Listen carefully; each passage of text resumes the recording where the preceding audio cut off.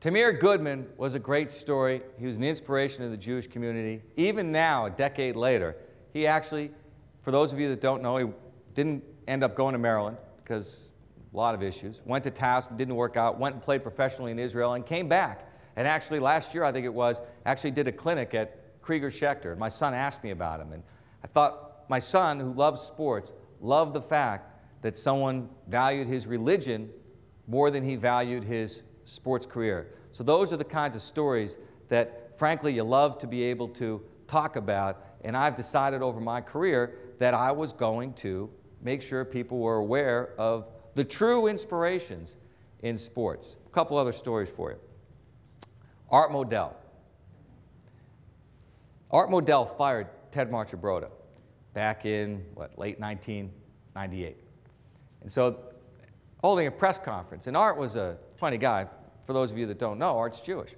And I don't think he makes a big issue of that. But so somebody says to him at the press conference, "Who would you hire? Who do you want to hire?" And Art says, "I'd hire Hitler if I thought he'd help us win." Ooh. So he got a lot of little oohs. Well, Art's in his 70s. Funny guy, great Jew. So after the press conference, his kid, David Modell, makes the rounds. "Hey, guys, you're not going to say anything about Art and the whole Hitler crack, right? He was just kidding, bad joke. Art's 70 whatever." So I don't know what anyone said, but David comes to me and says, I said, "I'm not going to say anything." He said, "Yeah." I said, "It's not why we're here. We're here to talk about the firing of Ted Marchibroda." So I go back and I don't put it in my story. I know Art. I like Art. Made a bad joke, bad choice of words. So the next day, my news director, Steve, come in. He said, "Hey, you did the Modell press conference yesterday, right?" I said, "Yeah." He said, "Were you there when he made the Hitler crack?" I said, "Yeah, I was." He said, "How come you didn't put it in the story?" I said, "That's not what the story was." He said, "The Baltimore Sun had an article. Everyone was talking about it." He said, "I don't understand why you didn't do it." I said, "He's in his 70s. He made a joke. It was a bad joke. Are we now such a society that when someone invokes this terrible man's name, we have to blow it out of proportion, make a big deal?" And he said, "Yeah, but the Sun had it." I said, "Okay, so the Sun is right then. The Sun did the story, so I'm wrong and they're right because I didn't do it." And he said, "Have anything to do with you being Jewish? I mean, don't take this the wrong way, but do you think maybe being Jewish clouded your judgment?" I said, "No, I think you not being Jewish clouded your judgment and everybody else's judgment. I think me being Jewish made me think straight about this and made me realize that the fact that Art Modell invoked Hitler's name doesn't mean he endorsed the killing of 6 million people, nor does he think as a Jewish guy that it wasn't the most awful thing in the world. He made a bad joke, and maybe if the other people had thought more like that, then we wouldn't have turned this into this big deal." And he said, "You know what, you're right. I'm sorry, we're done." And that was it. But I thought that was an interesting moment in the media. It reminded me that the media will always look for the inflammatory story. Another story for you. People will say to me, "Hey, what's your best get? You've interviewed Jordan, you've interviewed Aaron, you've interviewed all these guys.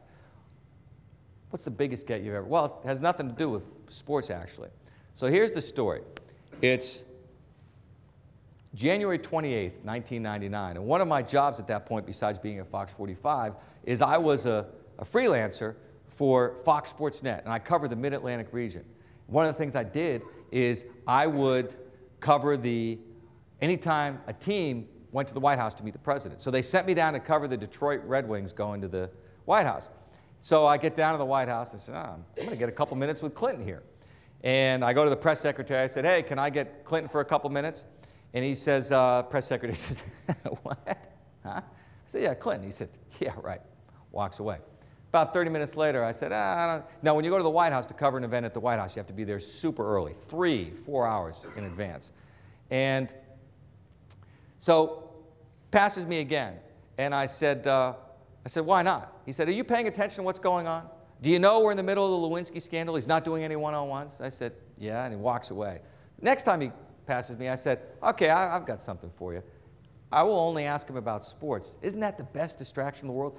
We're Fox, we've got the Super Bowl, and he's going to be talking about sports, not Lewinsky." He said, "I don't know." I said, "Think about it. Go ponder this one. I think I can get you guys off the hook a little bit. Largest audience of the year, Bill Clinton talking about sports. So for the next 2.5 hours, we go back and forth. Not going to happen. What would you ask him if you got him? No, I don't think so. Maybe, yeah, but finally we get the word. You got him.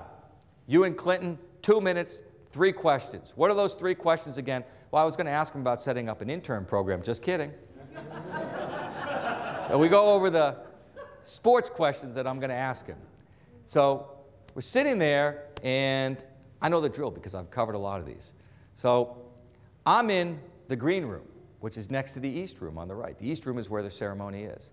And I'm in the green room, and Bill Clinton is in the blue room meeting the Detroit Red Wings.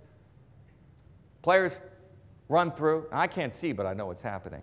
Guy comes up to me. Hey, Steve, man, sorry, not going to happen. I said, hi. I said, yeah, no time. Walks away. Can't believe this, gosh. And I've told Fox I got Clinton. So I'm going to go talk to somebody else. Walk over. Boom! Clothesline. Secret Service guy. Bad decision, my part. Gonna die. In the green room. I said, hey, I'm not going in there. Just want to go talk to her right there. So I walk up to this press secretary. I said, I don't understand. I said, you guys said I could have Clinton. Yeah, there's no time. I said, I've been here before. You've got all these players and people that need to get into the East room. He's in that room right now. We're going to be here for at least 20 minutes. I need 2. That's it. We've done this dance for 3 hours. I need 2 minutes. She walks around the corner, and all I see is a head bob. She points at me. There's Bill Clinton leaning on the mantle in the blue room. So I go up, I drop the name of somebody that I know he knows, and we do the interview. And unbeknownst to me, this is a bigger deal than I thought it was. The president, A, tried to deflect being removed from office, and B, greeted the Stanley Cup champion Detroit Red Wings. And as it proved, C, granted his first one-on-one TV interview since the Monica Lewinsky mess began. 2 hours, Steve Davis. Well, it's one of the great traditions in sports. You win a championship and you get to meet the president. I know what a great sports fan you are, so it must be exciting to meet the athletes, too. It's very exciting. So there you go. Me and Bill Clinton in the White House, and yeah, I think that was my best guess. People said to me, were you nervous? I said, you know, I was really only nervous about one thing. I had 3 hours to prepare for 2 questions, 3 questions. I wasn't nervous. The Baltimore Sun did a big story on it because it was his first one-on-one in a year. And the guy said to me, were you nervous about anything? And I said, about one thing.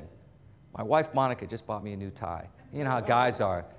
And the only thing that I was concerned about is if he said, hey, that's a nice tie, where'd you get it? I'd have to say Monica. That would have been the end of the interview. So Clinton was